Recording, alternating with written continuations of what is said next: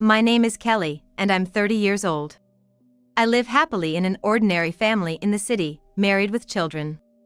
I met my husband, Tom, at work. We were colleagues and got married at the rather young age of 24, and now we have 3 daughters.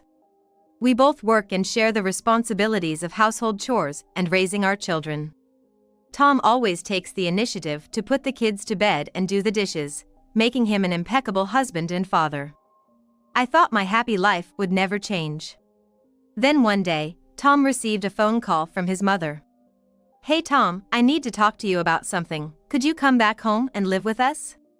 His parents are getting older and feel insecure about their daily lives, so they wanted their eldest son, Tom, to live with them. However, before we got married, Tom and I made a promise to each other.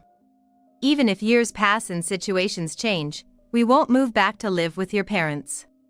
Tom's family home is in a rural area that you might see in dramas, where traditional gender roles are deeply ingrained. I felt this when we went to visit before our wedding.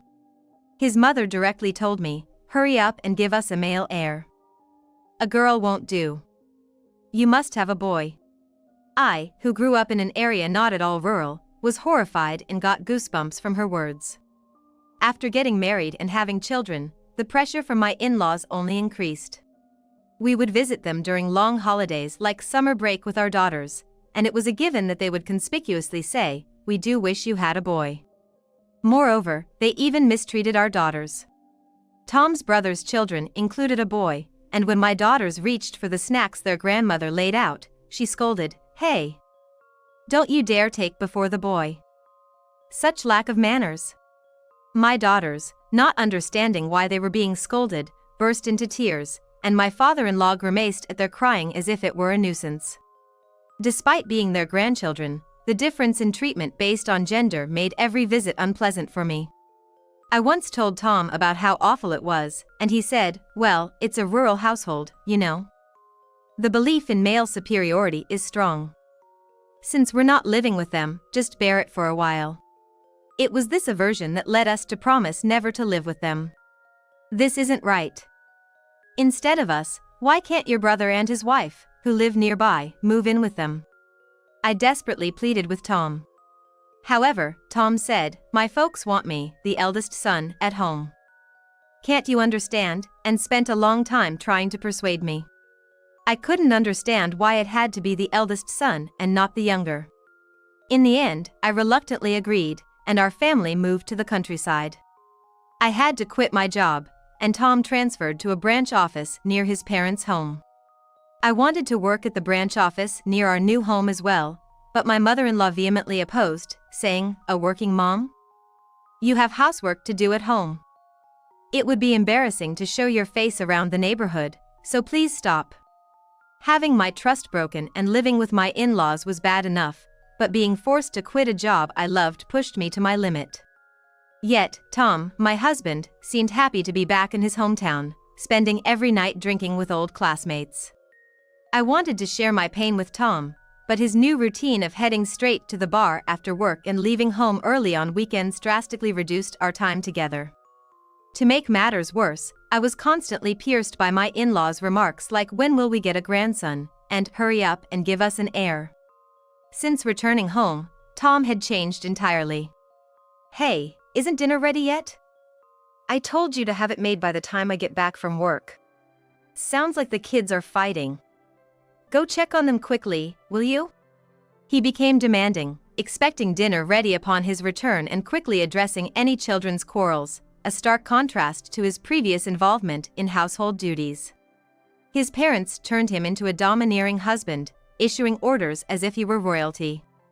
Around his hometown friends, he became even worse, mockingly saying, "She's really useless, huh?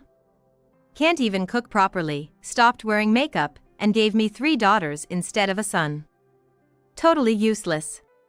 Each time Tom ridiculed me in front of others. I felt my self-worth diminish, struggling to find reasons to smile. The relentless negativity from living with my in-laws and Tom wore me down.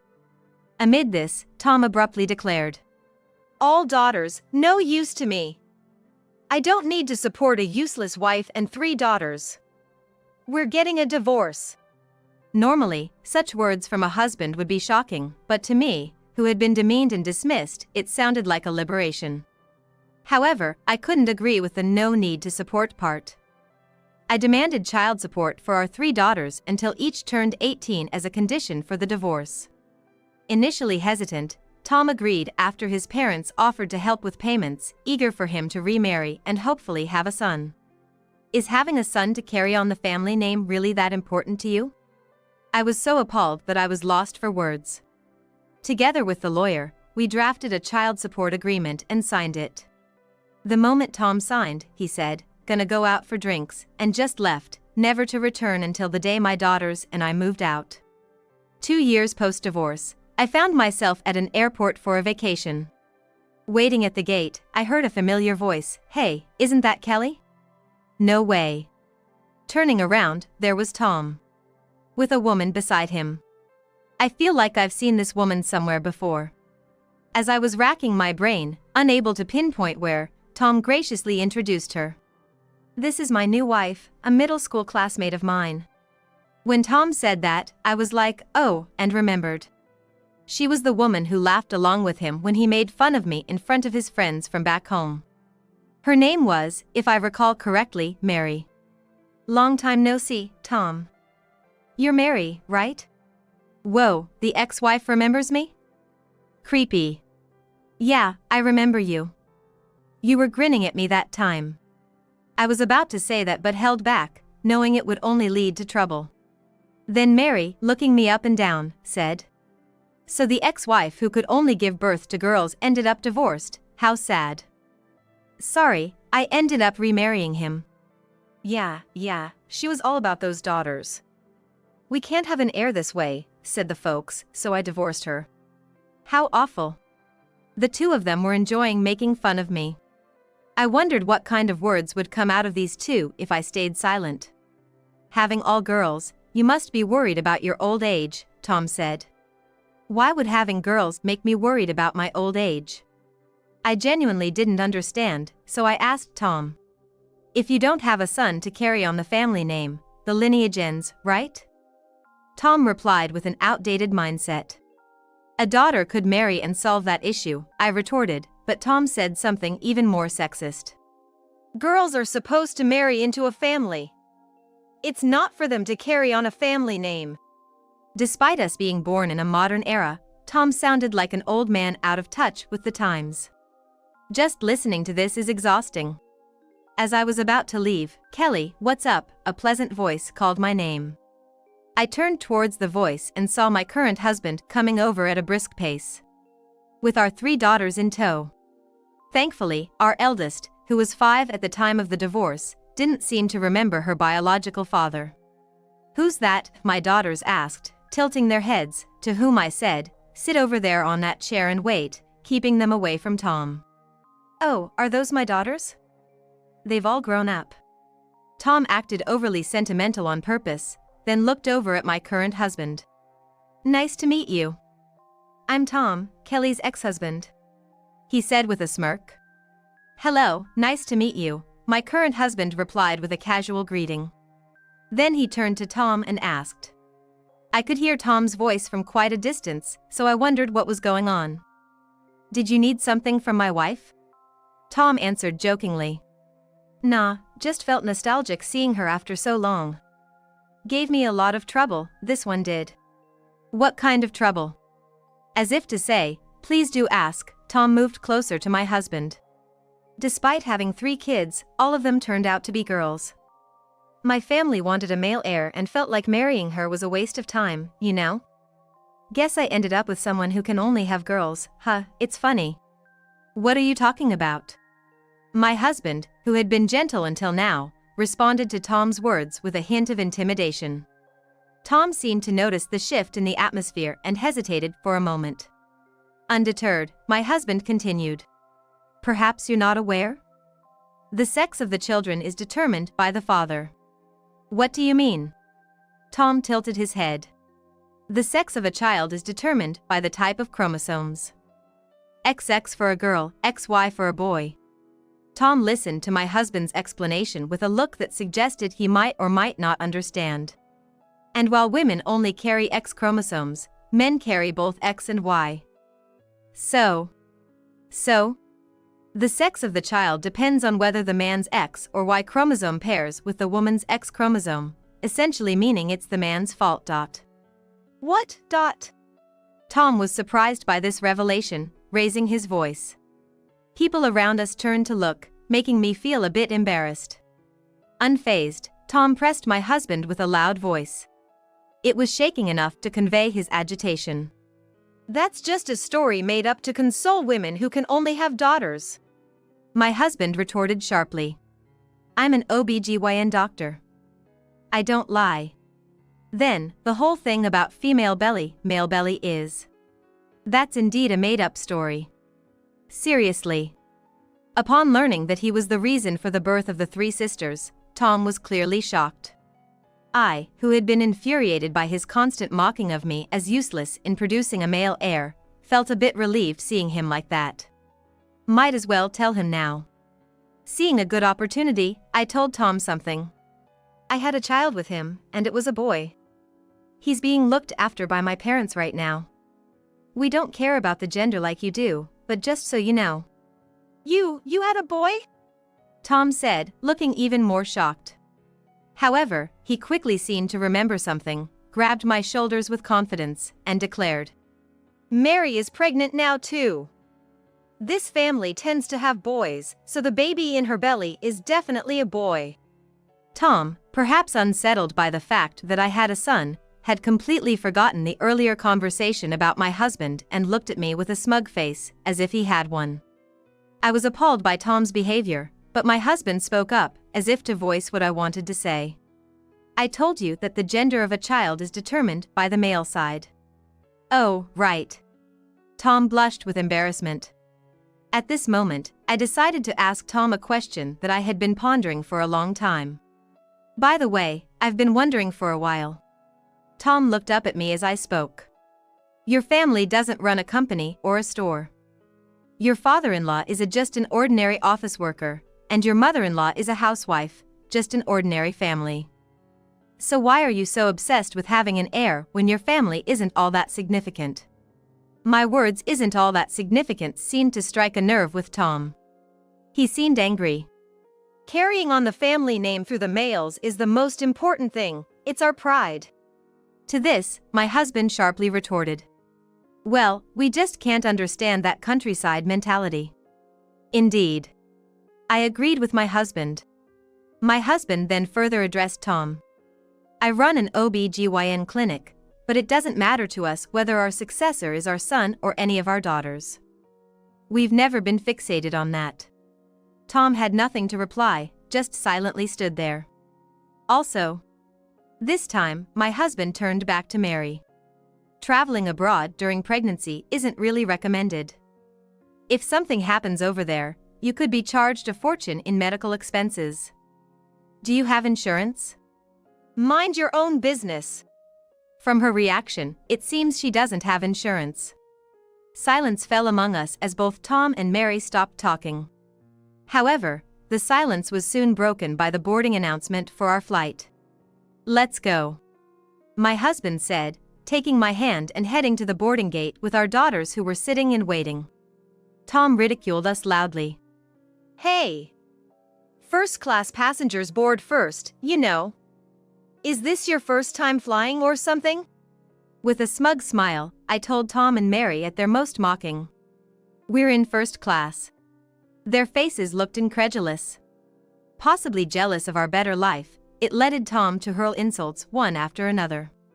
But none of what he said affected me. Just a simple, "Excuse me, I'll be leaving ahead," I said with a smile and quickly boarded the plane. Don't get too cocky. Just make sure your husband doesn't get tired of you.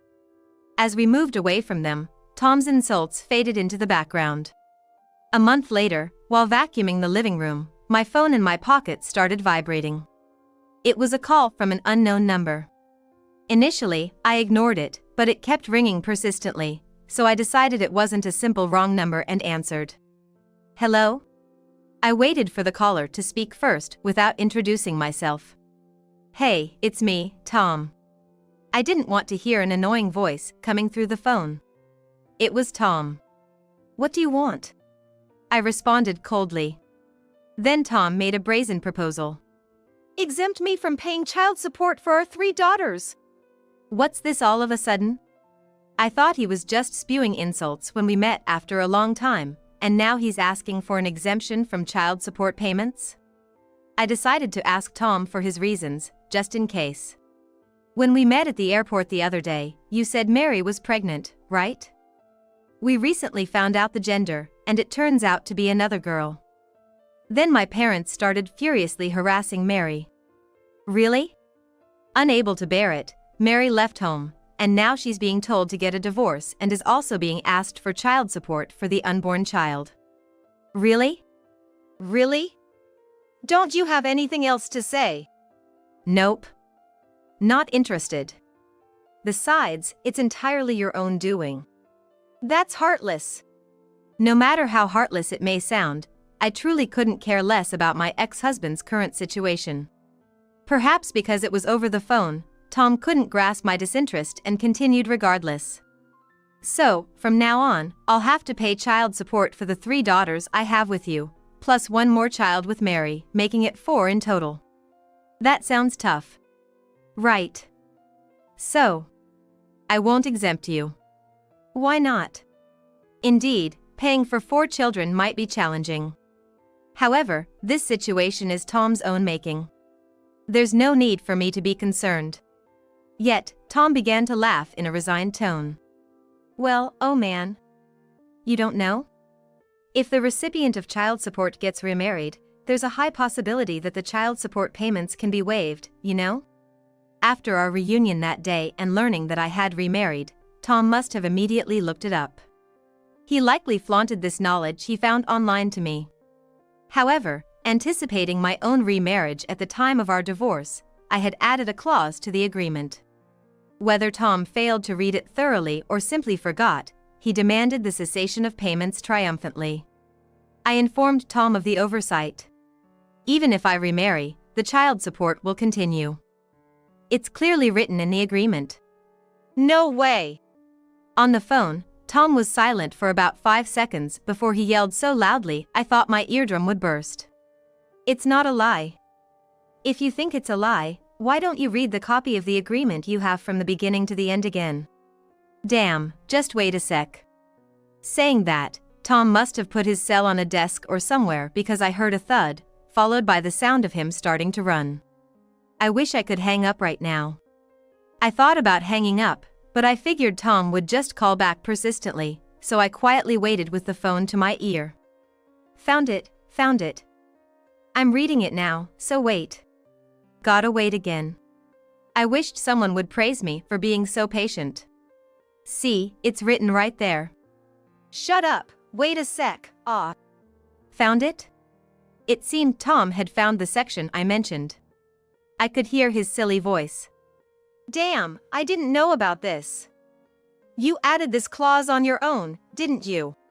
We made it in the presence of a lawyer, remember? Or have you forgotten that too? Being reminded of his forgetfulness, Tom fell silent again. Now, wondering what he would do next, Tom suddenly changed his attitude and started pleading with me. I'm sorry. It was my fault. I apologize. I just lost my mind over the child support payments and acted out. Please forgive me. However, I couldn't help but feel that these words from Tom were nothing but lies. If you had come to me with humility from the start and sincerely apologized for everything, I might not have waived it, but I would have considered reducing the amount. Upon hearing my words, I could practically hear the color draining from Tom's face over the phone. Truly, it sounded just like that. As proof, Tom kept apologizing to me over and over again. I'm really sorry. Please. If you don't forgive me, I'm really gonna go bankrupt. If this weren't a phone call, Tom would probably be getting on his knees. Hearing his desperation, I sighed. I had no feelings left for Tom. Therefore, whatever happened to Tom, I really didn't care. Wanting to quickly put an end to this situation, I put Tom in an even worse position. No matter how much you apologize, it's pointless. I couldn't care less whether you're miserable now. While I'm at it, I'll let you in on this too. I knew about you and Mary's affair. What? Why didn't you say anything? Tom asks why, but I ignore him and continue. I found out right before we got divorced, but... So what? It seems Tom has quickly forgotten he's asking for a favor, his tone shifting back to his usual condescending one. It's good that Tom remains such a terrible ex-husband. I didn't hold back when I told him. I'll be filing for alimony due to your affair. Wait, hold on. How can you suddenly bring this up now? Tom was flustered, but quickly tried to regain composure. You have no proof, and it's been quite a while since we got divorced. You can't possibly claim alimony now. Too bad, you can claim alimony for infidelity even after the divorce. And I do have evidence. When did you get that? Back then, the street where Tom's family lived was a typical small town where everyone knew each other's business. Tom and Mary, who were old classmates, reconnected at a gathering and hit it off. Photos of Mary in the passenger seat of Tom's car and them holding hands were sent to me by someone, I don't know who, specifically addressed to me. When I opened them, I was so heartbroken to learn about Tom's affair that I wanted to throw them away immediately. However, I kept them just in case they might be useful someday. And now, they've come in handy. I was quite proud of myself for having the foresight back then and wanted to extend my greatest thanks to the unknown person who sent the photos. After telling Tom about the evidence, he changed his attitude again. I'm sorry. It was just a moment of folly. Please forgive me. I was getting tired of hearing I'm sorry. Please forgive me from my husband over and over. I honestly told him my feelings. Look, it's pointless to keep talking. Can I hang up now? I'll have the same lawyer as last time draft the alimony agreement and send it to you. I'll keep contacting you until you sign it. Do you even have a heart? I don't, not when it comes to you. You. And I definitely didn't want to hear that from you. This, you greedy woman. Go to hell. I yelled back at him for his outburst. I'm not the one going down. Hey, waita. Tom tried to say something, but I didn't care and hung up the phone. Shouting like that at the end really cleared my head.